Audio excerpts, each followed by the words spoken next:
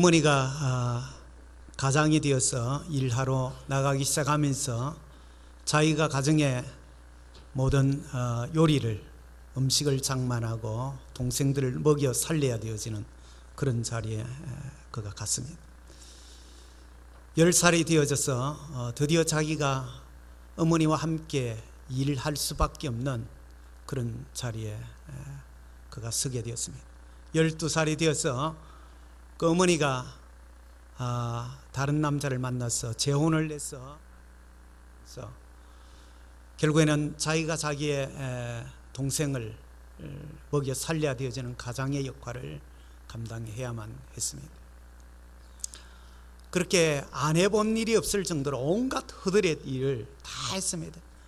농장의 심부름꾼으로, 또 세차장에 차 닦는 일에서, 또 선박 기사로, 무슨 전차 차장으로 온갖 일을 하면서 그렇게 해서 나이 20대 초반에 아가씨를 만나서 결혼을 하게 되었습니다.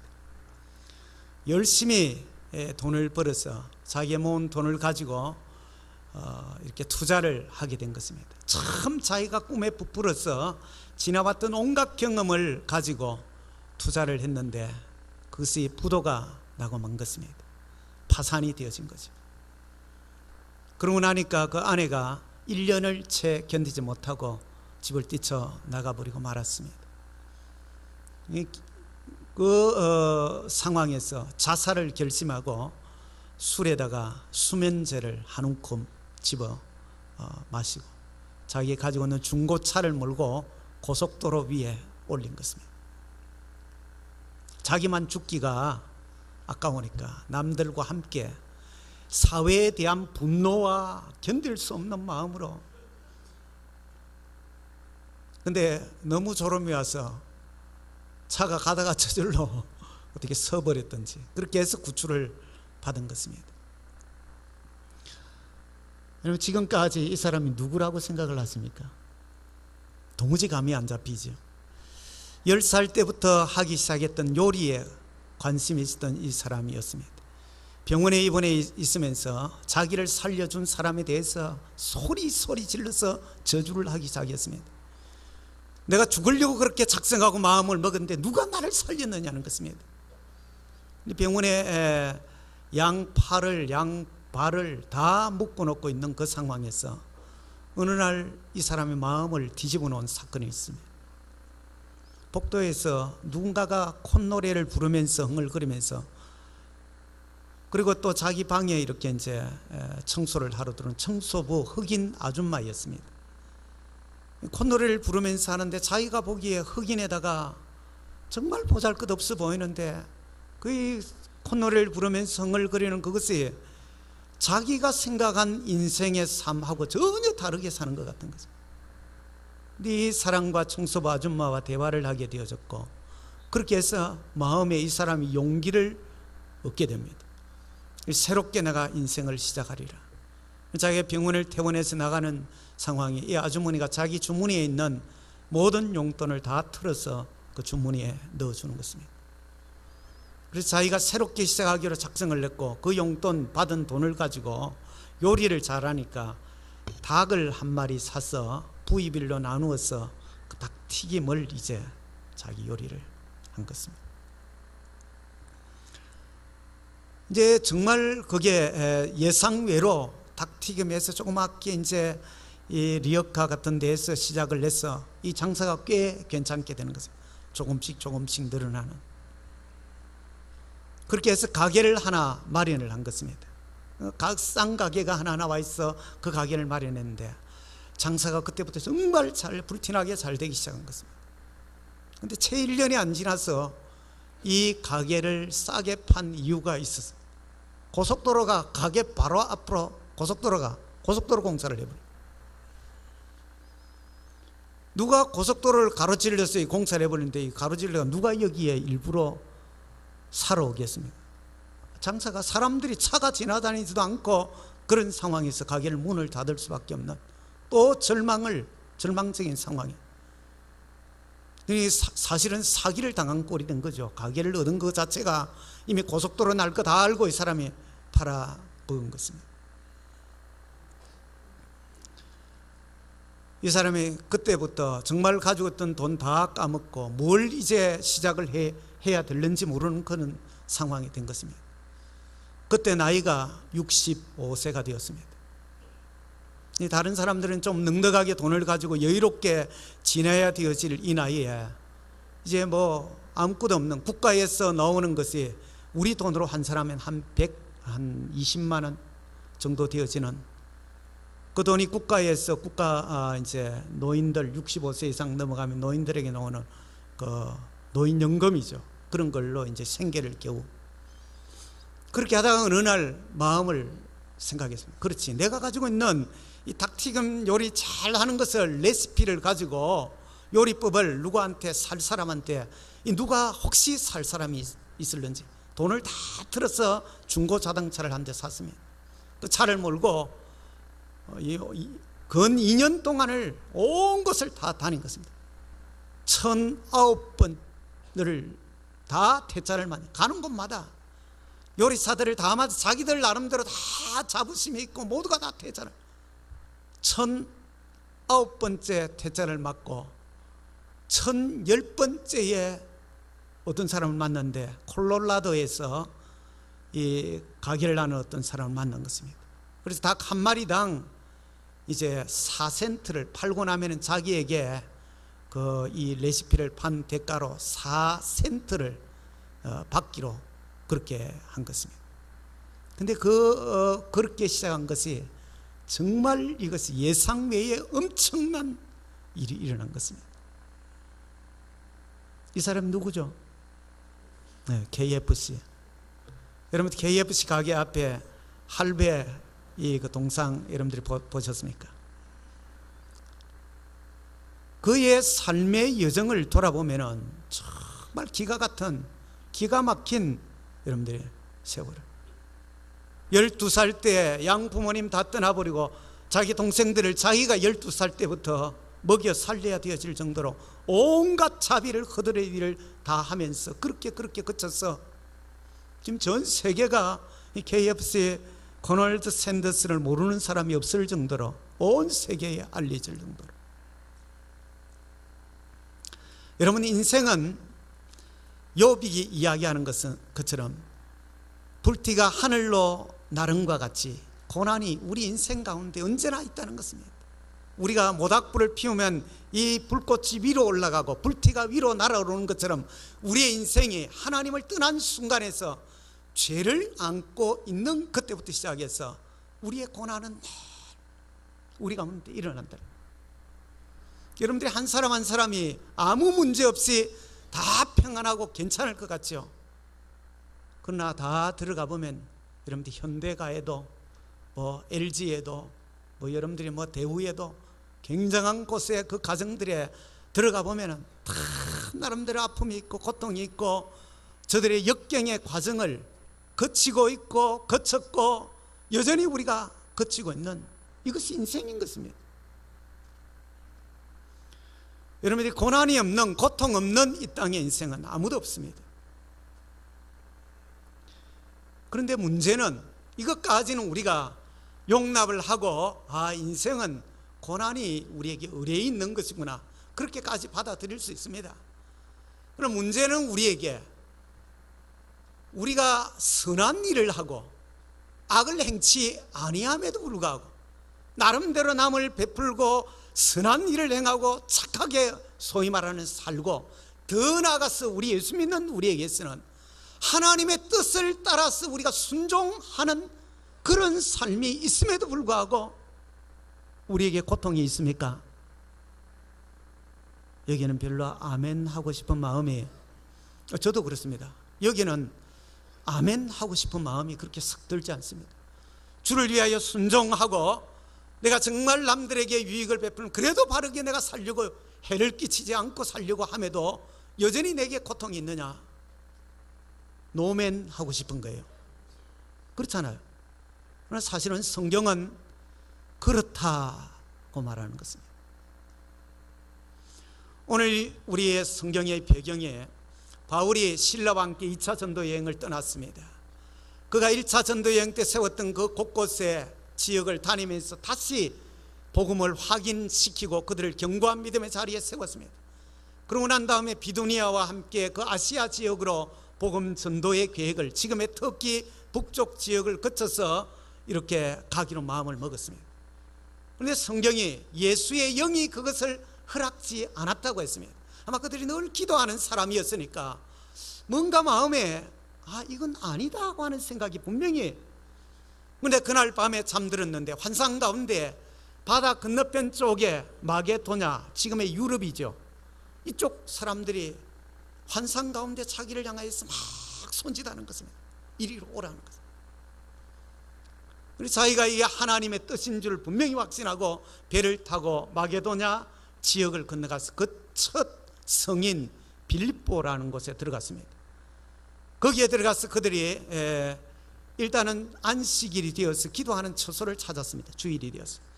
그렇게 하다 자주산수 루디아를 만나게 됩니다. 그런데 이 기도하는 처소에 늘 가는데 가는 길에 이 점치는 이 아주 어린 그 소녀 아이가 있는 것입니다. 이 신분이 알고 보니까 어떤 집에 종으로 있다가 이 접신을 한 것입니다. 귀신이 들렸어요. 이 소녀 아이가 지나가면 딱 보면 아는 것입니다. 이야기하는 게 다 예언을 하듯이. 그래서 자기 주인이 이 돈벌이로 써야 되겠구나. 길거리에 돗자리 하나 깔아놔놓고 이 아이를 앉혀놓고 이 점을 치주고 돈 버는 일을 한 것입니다. 근데 바울과 실라가 그 곁을 지나가니까 뭐라고 하느냐면, 이들은 하나님이 보내신, 고귀하신 하나님 보내신 자들이라, 하나님의 뜻을 전하여 구원을 베풀기 위하여 이곳에 왔다. 막 계속 늘 그 앞을 지나갈 때마다 계속 따라오면서, 그러니까 이 복음에 걸림돌이 되는 거예요. 방해가 되는 거예요. 그래서 오늘 읽은 우리의 본문에 보니까 나사렛 예수의 이름을 명하노니 귀신아 거기에서 나오라. 그 한마디 선언을 합니다. 귀신이 거기에서 나오게 되어지고 정신이 회복되었습니다. 그것까지는 좋았는데 이 주인들이 이 돈벌이가 이제 떨어져 버린 상황이 됐잖아요. 그리고 고발을 해가지고 이 잡아넣습니다. 그러니까 매를 탁 맞고 감옥 속에 깊숙이 이렇게 갇힌 상황이 되었습니다. 보세요. 하나님의 뜻을 조차 순종하면서 가라고 한 이 마게도냐 빌립보 지역으로 왔습니다. 거기에다가 고통당하는 한 아이, 귀신에 들려있는 아이를 깨끗하게 낫게 해주는 했습니다. 복음의 사역을 위하여서 방해되는 요소를, 장애를 제거했습니다. 근데 왜 이들이 그렇게 매를 많이 맞고 감옥 속에 갇혀야 되어지는 고난을 당해야 되느냐 하는 것입니다.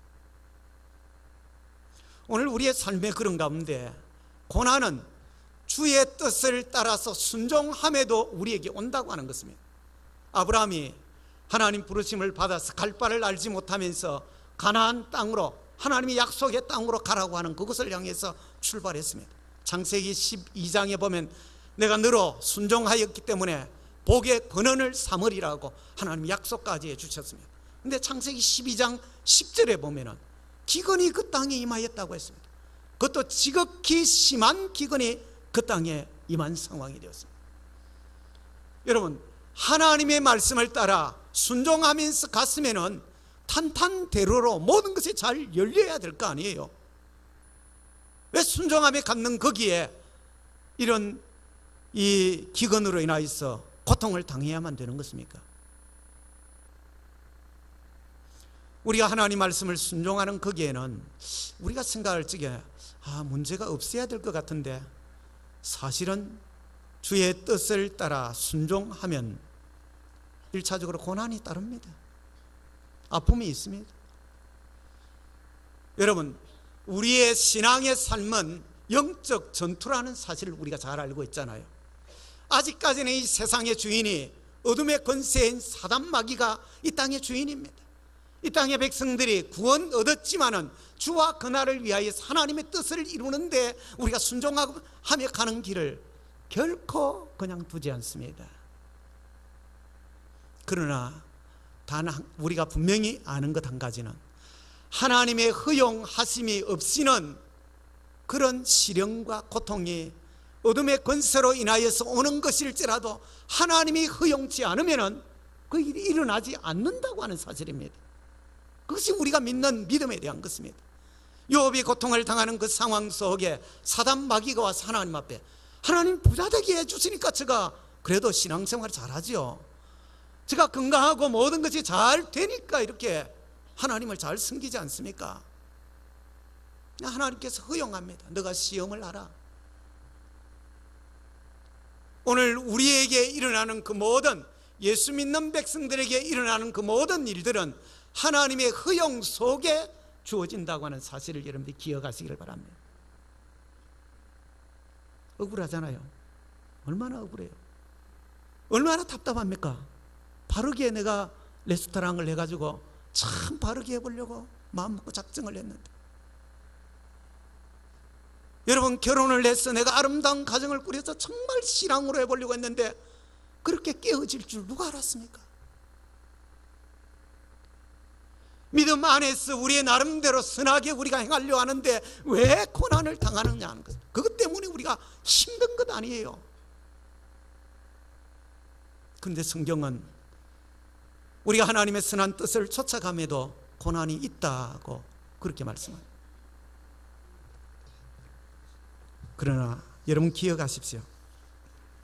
고린도전서 10장 13절 하나님 말씀이 뭐라고 합니까? 사람이 감당할 시험 밖에는 너희에게 당한 것이 없나니 오직 하나님은 미쁘사 너희가 감당하지 못할 시험 당함을 허락하지 아니하시고 감당치 못할 점에 피할 길을 내사 너희로 능히 이기게 하시느니라. 우리가 감당치 못할 시험을 우리에게 절대 허락하지 않습니다. 맷집이 있으니까 하나님이 그만한 일을 그렇게 하는 것입니다. 맷집이 없어서 죽어버릴 상황을 절대 하나님 그렇게 하지 않습니다. 내게 고난이 왔을 때는, 아픔이 왔을 때는, 고통을 당할 때는 여러분들이 거기에는 하나님의 뜻이 계신다고 하는 사실을 믿으시기를 바랍니다. 우리가 잘 아는 평신도 신학자인 C.S. 루이스가 하나님 평소에 우리에게 늘 속삭이듯이 말씀하신다. 하지만 고통의 순간에는 하나님께서 확성기를 통하여서 우리에게 말씀하신다고 했습니다. 정말 아프면 우리가 울부짖게 되어 있습니다. 너무 힘들고 고통스러우면 우리가 떼를 쓰도록 되어져 있습니다. 평소에 하도 잘 못 들으니까 하나님께서 귀에 가져다 대고 확성기로 막 말씀하시죠. 정신을 좀 차리고 서도록. 로마서 8장 28절 우리가 잘 아는 하나님 말씀입니다. 하나님을 사랑하는 자 곧 그 뜻대로 부르심을 입은 자들에게는 모든 것이 합력하여 선을 이루느니라. 우리의 유익을 위하여서 그렇다는, 종국에는 우리의 유익함을 위하여서 하나님의 그 과정 속에 우리가 넘어지고 깨어지고 상처있고 괴로워하고 힘든 상황 속에 우리를 두시는 것이, 종국에는 하나님의 선한 뜻이 계시기 때문에 지금은 우리의 눈으로 보이지 않는 것입니다. 지금은 우리의 지성을 가지고 우리의 경험을 가지고 다 그것이 파악되지 않는 것입니다. 여러분, 하나님의 말씀을 통하여서, 성경을 통하여서 무엇을 보려고 하십시오. 하나님의 관점에서 보지 않게 되어지면 우리가 절망할 때가 얼마나 많습니까? 성질 부릴 때가 얼마나 많습니까? 우리가 낙심하게 되고 원망하게 불평하는 많은 이유가 내 관점에서 모든 것을 판단하고 보려고 하니까 우리가 성질을 부리고 또 원망하고 불평하고 절망하고 나중에는 뛰어내려 버리기도 하고, 내 관점에서 보면 그렇게 되고 맙니다. 우리가 하나님의 말씀을 통과해서 하나님의 관점에서 내게 주어진 고통과 아픔과 슬픔과 힘든 이 깨어짐의 과정들을 하나님의 관점에서 우리가 보려고 하는 것은, 하나님의 뜻이 어디 있을까? 왜 하나님이 내게 이런 상황으로 나를 몰고 가실까? 우리가 하나님 앞에 잠잠히 묻는 것입니다. 옥에 갇힌 이들이, 바울과 실라가 감옥 안에 아마 기도하러 가다가 아침 9시쯤 가다가 만약에 가서 두들겨 맞고 감옥 안에 던져 있으면 한밤, 지금 오늘 이게 보니까 한밤중이 되어서 감옥 안에서 그들이 기도와 찬송을 합니다. 25절을 한번 보세요. 25절을 한번 같이 읽습니다. 같이 시작. 한밤중에 바울과 실라가 기도하고 하나님을 찬송하며 죄수들이 듣더라. 우리가 이 상황에 놓여지면은 기도와 찬송을 하는, 이것은 자연스러운 것이 절대 아닙니다. 여러분들이 이런 상황이 되었는데 기도가 저절로 막 뜨겁게 자연스럽게 나오고 감사가 터져 나오고 막 찬양을 하고 막 고통 가운데 있는 사람이 이렇게 하면 약간 맛이 가지 않고서는, 여러분 고통 가운데 있는데 입술에 찬양이 나옵니까? 절대 안 나옵니다. 내 감정과의 싸움인 것입니다. 내 감정은 따라주지 않는데 울부짖고 싶고 통곡을 하고 싶고 하나님 앞에 부르짖어서 정말 따지고 싶고, 그럼에도 불구하고 바울과 실라가 하나님 앞에, 처음에는 어쩌면은 우리가 상식적으로 생각할 때 왜 우리가 주를 위하여 순종하며 나섰고 주님 복음 위하여서 우리가 이렇게 헌신했는데 왜 우리가 지금 감옥에 갇혔습니까? 아마 이런 기도로 시작했던지 모릅니다. 바울과 실라가 무슨 원래부터 천사가 아니잖아요. 바울은 한성질을 하는 성질 바울입니다. 이 사람도 꽤 그런 사람입니다. 제가 볼 때는 감옥 안에 갇혀 처음에는 그렇게 기도가 시작되었을 거예요. 그렇게 하다가 그들의 정말 가슴속에 성령이 함께 하심을 통하여 찬양으로, 오늘 우리에게 있어서 정말 우리가 문제 가운데 섰을 때 하나님 앞에 나오느냐 하는 것입니다. 있는 그대로 우리가 부르짖고 울부짖고 통곡을 하고 그렇게 하는 것이 필요한 것입니다. 사람을 의식하지 마세요. 우리가 남들이 나를 어떻게 볼 것인가에 대해서 전혀 의식하지 마세요. 하나님과 나와의 관계에 대한 문제잖아요. 결국에는 하나님 그것을 들으시는 것입니다. 하나님께서 그 옥터를 뒤흔들었습니다. 잡아서 흔들어 놓은 거예요. 큰 지진이 나고 착고에 매여 있던 것이 다 끌어지고 이 감옥의 문이 다 이렇게 이 감옥 문들이 열려지게 되어져. 이것을 우리가 영적으로 받아들이면은 오늘날도 하나님 그렇게 하십니다. 우리가 하나님 앞에 우리의 문제를 들고 나와서 부르짖어서 기도하고 하나님을 정말 찬양함으로 하나님이 약속을 붙들 때, 하나님 합력하여 선을 이룬다고 약속하셨지 않습니까? 내가 항상 기뻐하라, 쉬지 말고 기도하라, 범사에 감사하라고, 이것이 하나님의 소원이라고 하셨지 않습니까? 하나님, 내가 고통 가운데 있지만 하나님의 약속대로, 그래요, 제가 기뻐하죠. 감사하겠습니다. 하나님 모든 것을 맡기고 내가 하나님과의 교제하는 자리에, 그럴 때 하나님께서 역사하십니다. 우리의 매여있던 것이 끌어지도록 하나님 역사하십니다. 닫혀있던 우리를 가두어 놓았던 것을 하나님이 다 파헤치고 거기에서 우리를 자유케 하도록 그렇게 만드실 줄 믿습니다. 그렇습니다. 아무리 짙은 먹구름이 끼어 있어도 그 먹구름 너머에는 태양이 여전히 빛나고 있는 것처럼, 우리의 고통 중에 한 치 앞도 보이지 않는 상황에 우리가 놓여 있어도, 꿈이 보이지 않아도 하나님은 여전히 우리를 부르신 그때에 우리의 이름을 하나님의 손바닥에 기록하여 새겨놓으시고 영영이 우리를 잊지 아니하시는 분인 것을 믿으시기 바랍니다.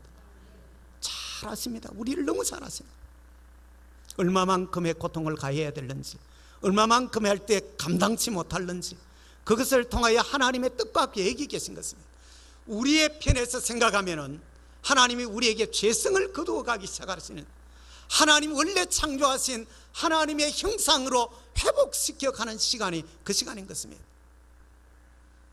여러분들, No cross, no crown이라는 말이 있잖아요. 십자가 없이 여러분들 영광이 없습니다. No pain, no gain이라는 말도 있습니다. 우리가 고통 지불하지 않고서 우리에게 유익을 얻는 것은 없는 것입니다. 우리가 믿음으로 하나님 앞에서 우리의 고통의 이 과정을 신앙으로 잘 버텨낼 때에 거기에 여러분들 정말 하나님의 존귀한 것을 우리에게 주시는 것입니다. 용광로를 여러분들이 거치지 않고 강철 샘물이 만들어 놓지 않습니다. 순금이 나오기 위해, 순원이 나오기 위하여서 여러분들이 이와 같이 그 펄펄 끓는 그 속에 들어있는 불순물을 다 제거하기 위한 그런 과정들이 여러분들이 있어야만이 순금이, 순원이 나오는 것입니다. 인생에 여러분들이 아무 문제 없이 평탄한 인생의 길을 가면 굉장히 고귀한 인물이 탄생할 것 같죠. 천만의 말씀입니다. 아무런 고통이 없으면 우리에게 남는 것은 끝없는 교만이고 끝없는 불신에 대한 것입니다. 하나님은 우리를 너무 잘 아시는 것입니다. 그래서 우리를 고통을 통하여서 하나님의 영광의 멸류관을 받아쓰기에 합당한 자들로 세우시는 것입니다. 우리 편에서 볼 때. 그러나 더 나아가서 하나님 편에서는 그 고통의 과정, 이해되어지지 않는 그 과정을 통하여서 하나님의 동력자로, 하나님의 일을 하는 자로 우리를 사용하시는 것입니다. 믿음으로 이들이 반응했을 때 결국에는 이 일을 통하여 어떤 일이 일어났습니다.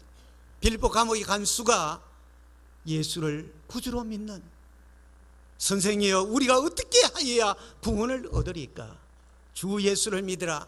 그리하면 너와 내 집이 구원을 얻으리라. 그 온 집안 전체가 세례를 받고 주께를 회개하고 돌아오는 구원의 역사가, 그들의 매맞음과 그들의 감옥에 갇히고 억울한 일을 당한 그 사건을 통하여서 하나님의 한 집안을 구원하시고, 더 나아가서는 빌립보 교회를 세우는 기반을 하나님이 삼으시는 것을 보십시오. 우리의 고통은 의미 없이 절대로 우리에게 일어나지 않습니다. 지금은 이해가 되어지지 않습니다. 지금은 우리가 다 설명할 수 없고 그것이 보여지지 않습니다. 하지만 우리가 믿음 안에 하나님을 의지하고 합력하여 선을 이루시는 그 하나님을 바라보므로 우리가 신앙으로 이 걸음을 잘 옮겨놓았을 때에 하나님 반드시 우리를 존귀한 자리에 세우시는 것입니다. 우리 아이와 함께 가끔씩 페이스북을 통해서도 그렇고 또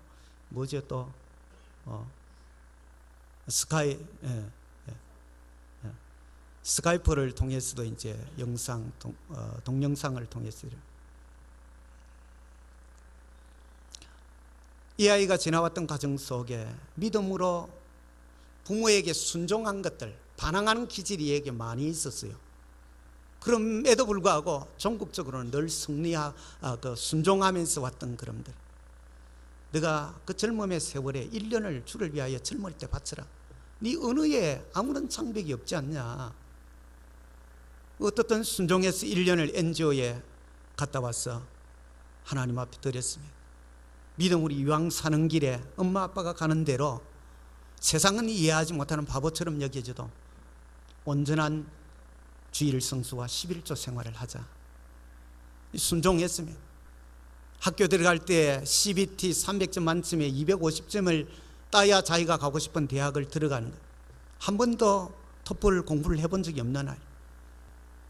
그 학교는 해놔놓고 시험을 치는데 토요일 날만 시험 치는 게 1년에 3번 있었다 그랬죠. 2번까지 쳤는데 240점. 여러분 10점을 올리려면 1년 동안 학원에 열심히 다니고 공부를 최선을 다하면 토플 성적 10점이 올라갑니다. 세 번째 시험을 한 달 남겨놓았습니다. 근데 하나님께서 마지막 시험에 이제 면접이죠. 면접을 앞두고 마지막 세 번째 시험 친 것이 하나님이 250점을 10점을 기적 같은 일들을 하나님께서, 아빠 지금 자기가 와 있는 그 프랑스 리옹에서 4개국을 하면서 이 전국 전 세계에서 온 사람들과 함께 더불어서 한국 교회 가면 이제 한국말로 해야 되지. 스페인 아이들과 함께 그다음에 불어 영어, 지금 자기가 4개국을 하면서 자기도 모르는 가운데 그렇게 살고 있다. 지금은 아직까지 어립니다. 인생의 이제 초반기를 시작합니다. 그러나 우리가 하나님 앞에서 믿음으로 키워놓고 이 아이들이 순종한 것에 대해서 하나님이 어떻게 일하실 것을 기대하면서 보는 것입니다. 우리가 믿음으로 하나님 앞에 순종할 때 고난이 있습니다. 아픔이 있습니다. 우리가 치러야 되질 그런 손해봄에 대한 것이 분명히 있습니다. 그러나 하나님을 향하여서 우리가 바른 믿음을 가지고 흔들리지 않는 길로 우리가 달려갈 때 하나님 반드시 거기에 갚으심이 있다고 하는 것입니다. 상급을 주시면 우리에게 유익하고 선한 것으로 갚아주신다는 이 사실을 여러분들이 기억하시기를 바랍니다. 결국에는 여기에 유럽의 첫 교회, 최초의 교회, 빌립보 교회가 사실은 이 두 사람의 고통을 통하여서 여기에 세워진 것입니다. 바울과 실라가 계획을 냈던 것 아닙니다. 전혀 이것을 몰랐습니다. 눈치도 못 챘습니다. 이런 위대한 하나님의 일이 이루어질 것에 대한 것을. 그러나 그들이 순종을 통하여서 믿음으로 행한 거기에 하나님이 꽃을 피우는 것을 봅니다. 믿음 안에서의 고통을 우리가 잘 견뎌나가면 반드시 하나님이 아름다운 꽃을 그곳에 피우는 것을 믿으시기를 바랍니다. 지금 고통 가운데 있는 많은 여러분들 절망하지 마시기를 바랍니다. 주님을 끝까지 붙들고 살아계신 하나님께서 기도의 무릎을 꿇는 자에게 우리의 입술을 보려 하나님을 찬양하려고 하는 믿음의 백성들을 하나님께서 복 주실 것입니다. 기도합니다. 하나님 아버지, 오늘도 그러한 주일을 맞이해서 하나님 앞에 나온 주의 백성들을 하나님 말씀으로 세임을 주시고 또 위로하시고 용기를 얻게 해 주시기를 원합니다. 우리가 주를 위하여 나선 순종의 걸음에도 또 선한 일을 행함 속에도 고통이 있다고 하는 하나님의 심오한 뜻이 있는 것을 오늘도 말씀을 통하여 우리가 배웠습니다. 하나님, 상처 있고 고통받고 또 지금도 힘든 상황에 있는 우리의 성도들을 하나님 붙잡아 주시기를 원합니다. 저들이 신앙의 자리에 오히려 합력하여 선을 이루마고 약속하신 하나님의 그 약속에서 우리의 모든 것들을 바라볼 수 있는 믿음의 눈을 더하여 주시옵소서. 능히 하나님이 우리를 통하여 꽃피우고자 하는 아름다운 하나님 우리가 자리에 세워지게 해 주시옵소서. 예수님의 이름으로 기도드립니다. 아멘.